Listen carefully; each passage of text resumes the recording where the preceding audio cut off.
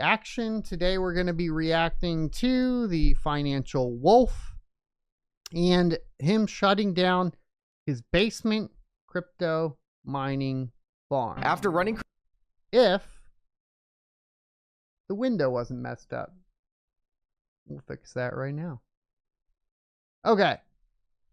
So I wanted to see, obviously, Financial Wolf, he's a larger YouTuber. I think 276,000 subscribers. What I was curious about is, you know, this is more of like a finance bro YouTube channel who was also mining, and he shut it down. So I kind of wanted to hear, you know, what the plebs were saying, you know, what the mainstream audience was saying about crypto mining. after running crypto miners in my home for nearly a year, I recently decided to shut it down. And in this video, I'm going to break down how much I made mining crypto altcoins and why I eventually decided to cease mining operations. He bought crypto or kaspa miners. Well, I could have told you not to do that, brother. In my home completely. But first, let me give you guys a tour of the crypto miners in my home. First up, down here in my basement, we have an Ice River KS1, which is known for mining a cryptocurrency called kaspa. And getting this entire setup going cost me a lot more than I expected. Since first, I had to install this 240 volt outlet, which somehow cost me around $900. Then next I bought this. Yeah, you should get a new electrician. I don't know, like with inflation and everything. I mean, if he had to do a circuit, if you had to add a circuit, or if you had to upgrade, well, if you had to upgrade the panel, you're going to be in the thousands. This PDU, which cost around $130, connecting to this C13 to C14 cable, which was another 10 bucks. And finally, the Ice River KS1 was worth around $2,700 when I got it. At the time I started mining kaspa, it was listed as the second most profitable cryptocurrency to mine, listed right behind Bitcoin, with other cryptos like Monero or Litecoin coming next. Yeah, anytime you see a cryptocurrency listed like that, it's typically too late. I don't know. That's just what I've found. Unless you're in the scenario where it's like an active bull run, that's typically a bad sign. But before I get into my entire experience mining kaspa, let's get this machine going for old time's sake by connecting the Ethernet cable to my router and running it all the way through my house and down the stairs. And now that we've ran the Ethernet cable all the way down to the basement, we're gonna go ahead and plug it into the machine. And with the machine now plugged in, we're gonna go ahead and turn it on, and pretty soon it's gonna get very loud.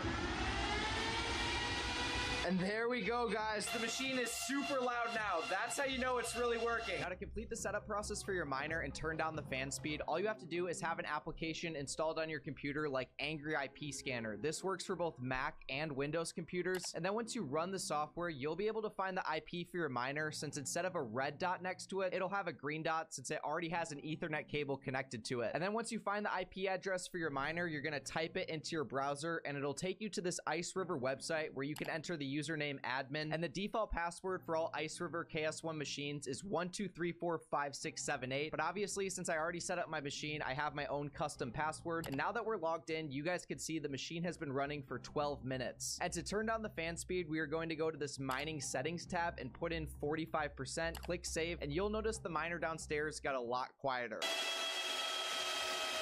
But with our miner now working hard again in the basement, this machine originally began running in January of 2024, and from the beginning, it was earning around 100 kaspa daily, which at the time was worth around 10 cents each. Unlike Bitcoin, kaspa follows what's known as a gradual emission reduction model, which essentially is a fancy way of saying, unlike how Bitcoin has a halving event every 4 years where half as many rewards are given to miners, kaspa reduces the block reward by a fixed percentage every second of 0.002%. But over a year, that results in a 100% block reward reduction. And this exponential decay model means that literally every second this machine is running, it made less money than it did the second before. Yep. This can be proven when you take a look at my miner's earnings over time. In the beginning, when I was mining kaspa, I was receiving at least 100. How many people didn't realize this when they bought their kaspa miners? Does anybody know? kaspa every single day, but after a few months went by, my payouts dipped to 100 kaspa except every 2 or 3 days. And taking a look at this chart that maps out my first 3 months of kaspa earnings, you guys can see January and February were by far my best months, since I brought in just about 2,000 kaspa in February, and back then the price was 10 cents each, so I made about $200. Then in February, the price of kaspa went on a massive run, going from 10 cents to 17 cents each, and I mined even more kaspa in February than I did in January, since instead of the miners running for just 15 or 20 days in January, they ran the entire time. My USD earnings for the month came out to $480. But I tried to tell everyone that it wasn't going to be a good idea. Much less profitable for me. And I also decided to sell some of my kaspa coin and trade into other cryptocurrencies like Solana and eventually Bitcoin. I sold 1,000 kaspa on March 1st and 1,500 kaspa on March 8th for $398.50. And I ended the month of March mining just 1,435 kaspa. With the proceeds from the kaspa sale, I bought a total of 2.811 Solana between March 1st and then again on March 6th. I then sold 2 Solana coins for Bitcoin in June, resulting in a $160 profit, versus if I'd held kaspa until now, I would have lost money since the coin went from 17 cents down to 12 cents. At this point, and now kaspa's at like 10 cents right now.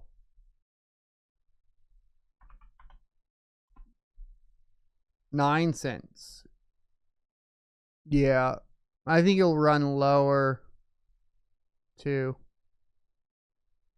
Mining kaspa, I stopped hodling any of the currency I was mining, instead selling it for Bitcoin with another major sell order on June 16th for 6,000 kaspa at 15 cents each. And all of those funds went into Bitcoin, which is now worth $1,336.84 off a 908.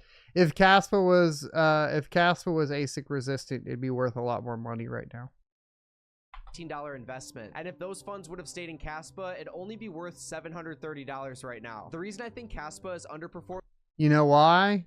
Because they would essentially have people that want to utilize their ecosystem, but now it's like, well, Mara controls all of the kaspa volume, so who wants to participate?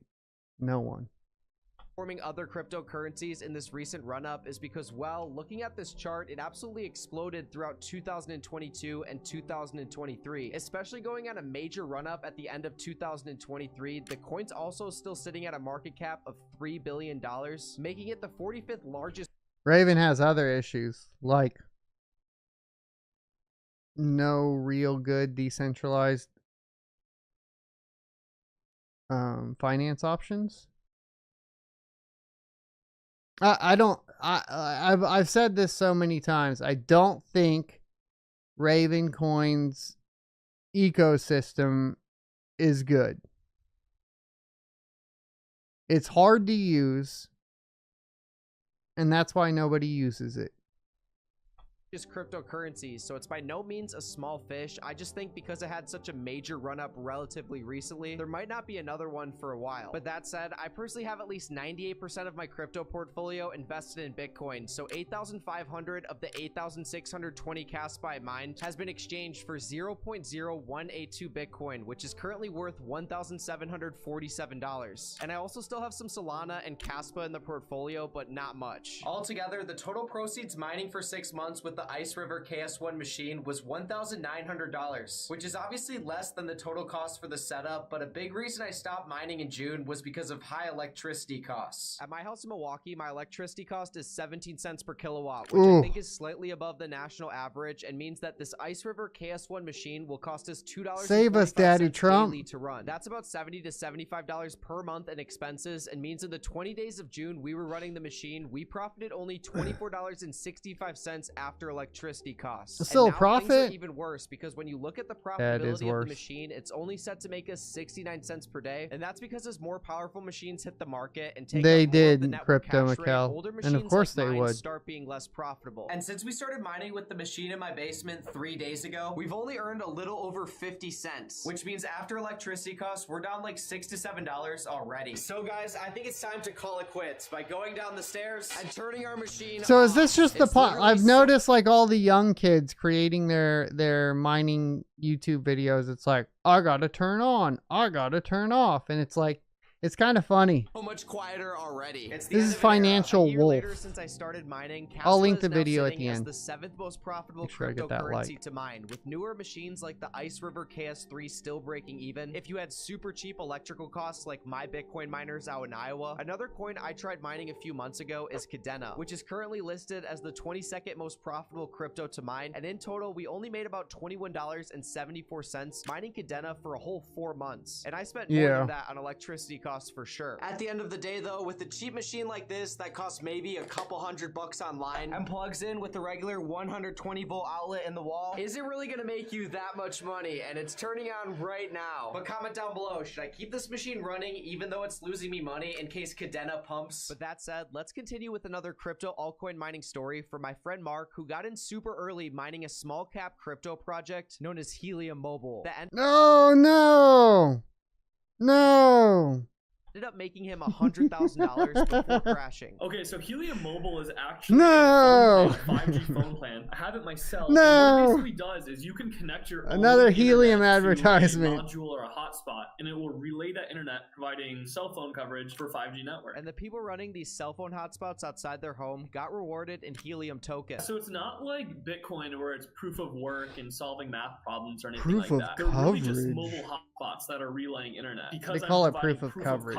I get paid for Yeah. providing the coverage, and when people use connect to my hotspot, He I get said, paid for sharing. "Wanna my know internet." how I So don't how know did what you I'm first, doing? hear about this, and, when did you Helium decide to Mobile. invest? Yeah, so back in 2021, I bought one of the first You wanna botnet know how miners I'm good for at the losing money? original Helium network, which Nah, is I don't know. IoT, It's Internet fine. of Things. Long story I just short, can't made a stand the little bit whole of money off helium that, thing. But it ended up not working out, and I was at a loss. This little box is part of a billion-dollar network no one uses. It's called a helium miner, and I was gifted it by a friend who told me that it would pay me every day just to sit on a shelf. I've made $22 with this little thing, which is a 20th of the cost of the actual machine. But because I was in the space and keeping up with all the news, I realized that Helium was launching their new Helium Mobile plan, which was going to be a phone plan with much more utility. But when I first got involved with the project, I was actually buying the miners before the token was even live. So I was really taking a gamble on it, and I got in super early. So I bought the miner, and then I was paid in Helium Mobile tokens, but I actually couldn't sell them or do anything with the Helium Mobile token. It was in this Genesis period where if you were one of the people to get these miners online before the token was live or anything like this, you were paid. I mean, isn't this kind of the story with everything now in crypto?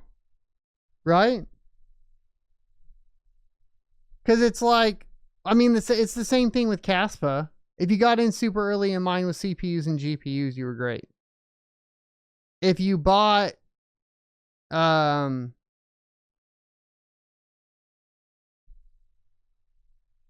I'm on an old video. I thought I clicked the new one. I don't know. This says a month old. Anyways, Massive amounts there's a of new this one for a token, Doge which miner? further down the line I could sell. Pretty much for the first year, I want to say, I was just mining in Detroit because nothing too Dude, this kid makes really good videos though.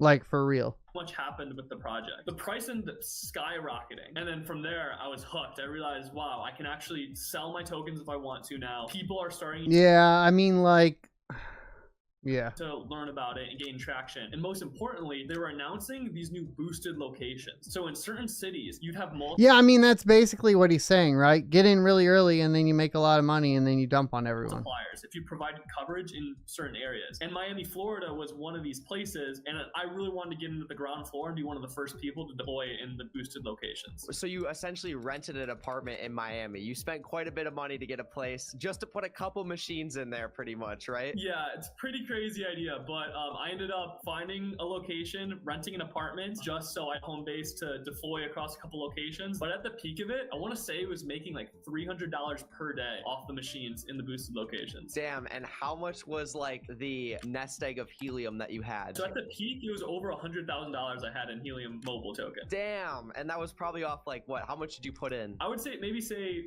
5K total in machines that I purchased. But after 3 months of maintaining a high price point, Helium Mobile coins started to crash. And although there's a lot of speculation behind why this is, from Helium significantly reducing the profitability of older machines to people on Reddit breaking down problems with mobile coins. Well, isn't that the, so I was thinking about that. Just take the, because I'm not going to call it a Ponzi. I get it. A lot of people feel that way. But when you are talking about like networking equipment, computer equipment in general, especially like networking technology has significantly improved astronomically over the past couple years. Like we're already on like 5G is fully deployed and everywhere, right? At this point. And then Wi-Fi 7's out. Like I assume that it's just not going to perform as well as the newer equipment.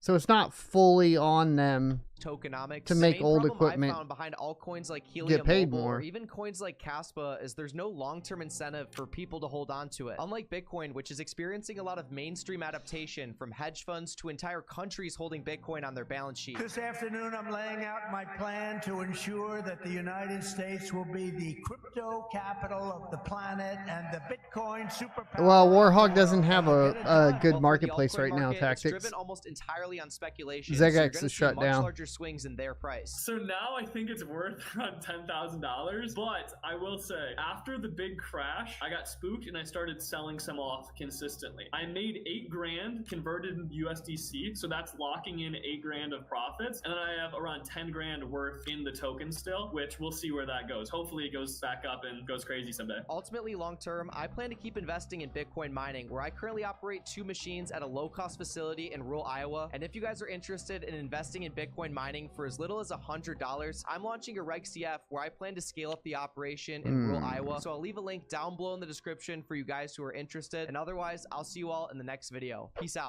I wouldn't do any of the mini, like, I'm glad he's working on something and that's cool. I wouldn't recommend, like, I want to say to protect everyone, like, I wouldn't recommend doing any of those, like, shared miner schemes. They usually don't end well. I haven't seen any end well anyways. Go leave him a like. He's really, like, his personality's great. I see why he has a lot of subscribers. His editing's great. Bad decision on kaspa though. But I mean, a lot of people made that decision with the kaspa ASICs. And it's the same story too. It's like you can't say it's any different than Helium. Like, what, Greater Good did well on kaspa ASICs because he got them early enough. You know, if you got shipped one by one of the manufacturers like Red Panda did or something like that, then you did really well. Unfortunately, and this is why I don't want to do any of the sponsorships, is because it's essentially flawed. Like, if I'm going to teach people how to be successful in crypto mining, I can't be taking advantage of the YouTube channel to get access to equipment early when that's not indicative of the actual real world performance of that particular unit. Does that make sense? So that's why, like, my strategies are different. I speculative mined kaspa and let everyone know. I traded that kaspa out for Bitcoin miners, and now I'm running, you know, pretty much 100% Bitcoin mining, and then some GPU mining, which is still largely speculative. So yeah, and I think that's the thing, is like, everybody, so this is how I know. And I'll tell you, at the end of the day, it's a very simple method I use. As soon as I'm too excited, I say it's time to sell. When I'm depressed, I buy. It's that simple at the end of the day. If I opened up my kaspa wallet, when I opened it up and I was like, oh my God, then I sat down and I was like, what does that mean? I was like, that means everybody else right now is like, oh my God, and thinks it's going to go higher, which means it's not going to go higher. And what is the best move I could make? Well, everybody's really depressed about Bitcoin mining right now. And so they're selling off all the Bitcoin miners for pennies on the dollar. I'm going to go buy a bunch of those.